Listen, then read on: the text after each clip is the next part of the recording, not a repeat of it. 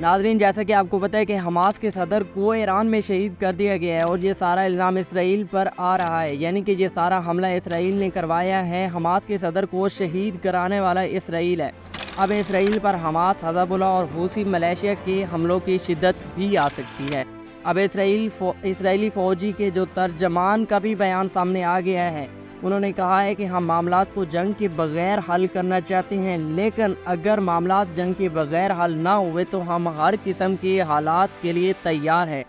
جی ہاں ناظرین، اس سب کے باوجود بھی اسرائیل باز نہیں آیا اور وہ اب بھی جنگ کرنے کے لیے تیار ہے۔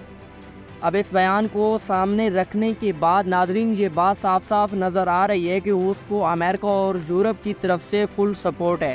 اس بیان سے یہ صاف نظر آ رہا ہے کہ اسرائیل ایک بڑی جنگ کرنے کے لیے بیٹھا ہے، اور اگر یہ جنگ ہوتی ہے تو بہت سارے ملکوں کو نقصان ہوگا۔